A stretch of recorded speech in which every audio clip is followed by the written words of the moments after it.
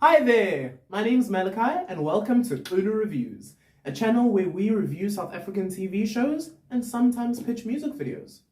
Check out my serious music video one day on this YouTube channel. Before we get started, I'm feeling a bit thirsty. Hold on. Let me just, Nothing refreshes like an Oros. Hashtag Oros, give me a brand deal ambassadorship, please. So, yeah, basically my whole shtick is I watch TV shows made in South Africa, I review them. The Blood and Water review, I'm going to start with Season 3 when Season 3 comes out on the 25th of November. Otherwise, whenever you see me raise my Oros, I hope you're drinking Oros on the other side of the screen, obviously. Whenever you see me drinking Oros, please be sure to comment the orange emoji in the comments and let's get Malachi a brand deal, please. So today I'll be sharing my thoughts on episode 245 of Generations: The Legacy. If you enjoy this type of content, please be sure to like, comment, and subscribe for daily uploads. Excluding weekends, because I like to sleep. With that being said, let's get into it. Now, first things first.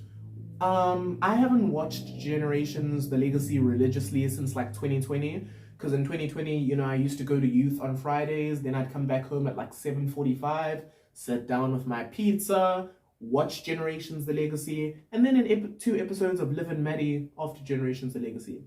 If you watched Liv and Maddie, tell me in the comments who your favorite character was. So yeah, I haven't watched in a while, and obviously a few things were different, so today's episode is just going to be a recap on what's changed and what I have questions about. Please can you answer my questions in the comments for a chance to have your comment featured in a future video. Now let's get into it. First things first, they have a new theme song, right? I don't like it. Plain and simple, I don't like it. You know what I mean? The old theme song, I like that a lot more. This new one, I'm not feeling it. No offense, Mfundi Vundla. Although if Mfundi Vundla pays me to say it's the best theme song on the planet, I'll take his money and I can change my statement. So please send us to Mfundi Vundla. Next thing, so was a cop. Why? Because like last time I watched, again it was like 2020. If I'm not mistaken, in 2020, Mpo was still working at Scuffed-In Chicken and Lisedi was like chilling in the young adult apartment with her baby. If you know who the father of Lisedi's baby is, please say so in the comments. I missed 2 weeks and then when I came back, they never explained to me who the baby daddy was. So let me know, please. And then also, hi guys, same video, but here's the business idea section. So every now and then when I have a business idea that I want to like pitch, I'm just going to do it in black and white so, it stands out and it's significant. Also, I'm not saying that I know everything about business. All I'm saying is these could be some lucrative ideas I have. So if Mfundi Vundla does this, I want my money! But anyway, I'm getting ahead of myself. So I was thinking of Scuffed-In Chicken and I had a business idea, right?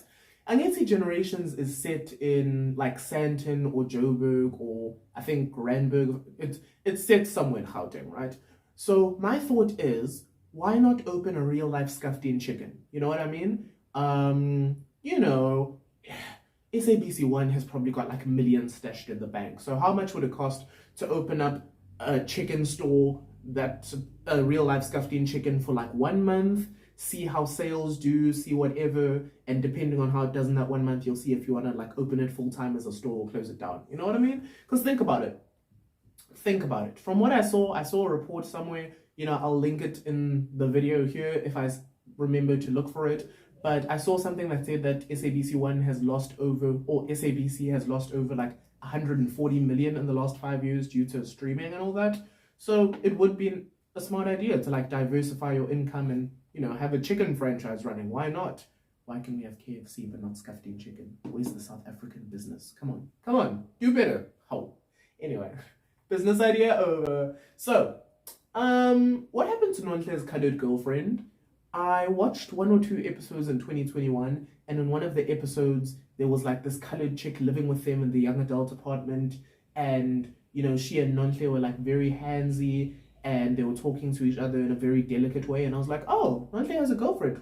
Good for you, Nonhle. Except, obviously that girl's not on screen anymore, so I just want to know, Was she Nontle's girlfriend? Did they break up? What did she go do? Because I need to, whenever anyone like leaves a soapy, there's like oh, they went and did this. There's an explanation. Like if I'm not mistaken, Karabo is currently in London. Like she left in 2019 and she's just been in London since then. So I'd like an explanation. If you could please tell me in the comments. Next thing, Tracy is sleeping with Mazwi. I'm not sure if I'm the biggest fan of this, right? Purely because I follow Generations The Legacy on Instagram, and like 2 weeks ago, heck, it may have been 3. Oh, what? It may have been 3. But point is, like 2 weeks ago, they put out this thing on their Instagram. It was a wedding invite, signaling that Figile and Mazwi were having a wedding episode on Generations, which I sadly didn't watch because I didn't get the idea for this YouTube channel by then, you know what I mean? But yeah, so Mazwi and Figile were going to get married like 3 weeks ago, and now he's sleeping with Tracy.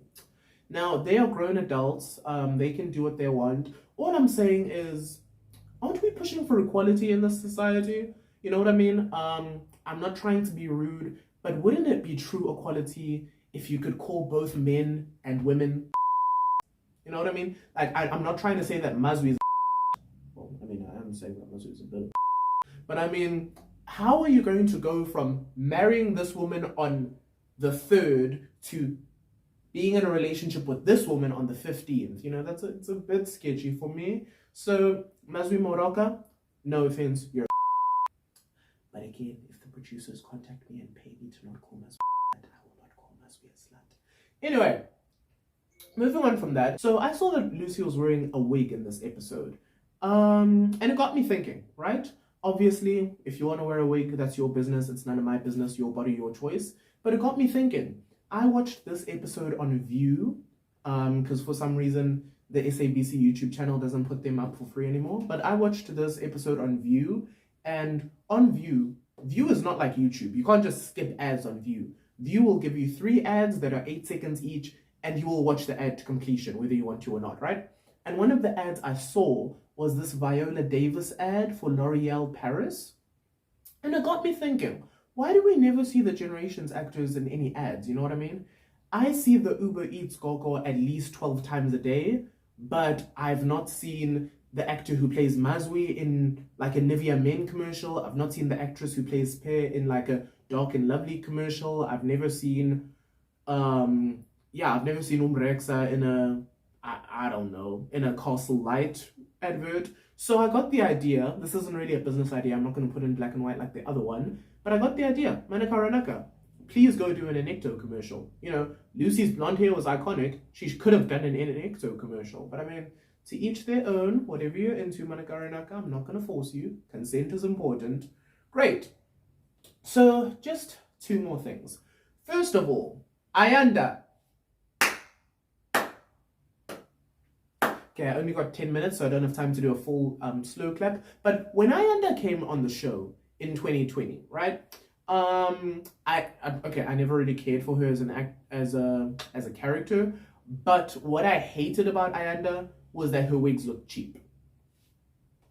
I gotta speak my truth. I gotta say what I'm not trying to be a hater or anything on YouTube, but her wigs looked cheap. You know what I mean? They looked like I don't know. They looked like Pep extensions. They looked like they were from Shein. They looked like they were from Fashion Nova. I'm sorry. Ayanda's wigs look cheap. So I want to say a sincere apology to Mfundi Bundla for saying that he was a cheapskate in 2020, even though he never heard me say that. Because Ayanda's wig, it looked nice. You know what I mean? It wasn't the highest quality. It wasn't giving Met Gala, but you know, the Met Gala looks take 3 hours to do. This is a soapy where they probably get like an hour and a half to do hair and makeup. So, you know what I mean? It was a nice wig. It was a step up. So congratulations, Mfundi Bundla. This wig looked really nice. I'm sorry. It looked nice. You know what I mean? And then, else. So apparently the hospital that Spear and Loyola work at is going financially bankrupt. How the does that happen? Because, right, when Spear came on the show, her whole thing was that she was Mazwi's wife in an arranged marriage by Uncle Kabisi, and her whole thing was that, sorry, I'm getting thirsty.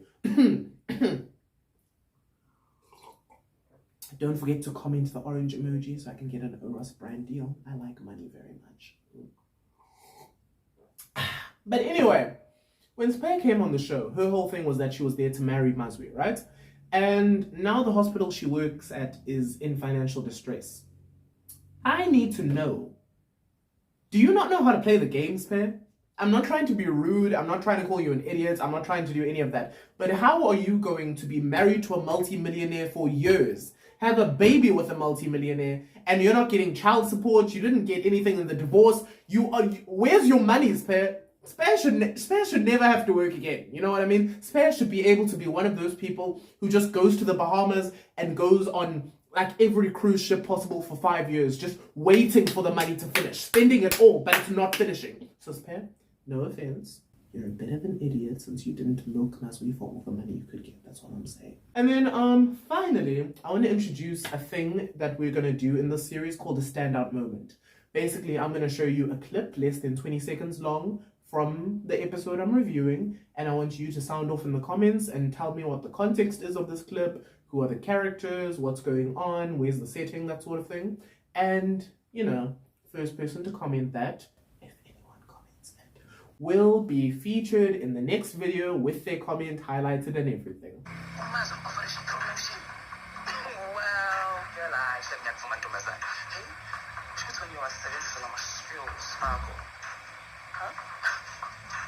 So with that being said, thank you so much for watching this episode. If you enjoy this type of content, please be sure to like, comment, and subscribe to my channel for new videos daily. But excluding the weekends, because I like to sleep. Bye now.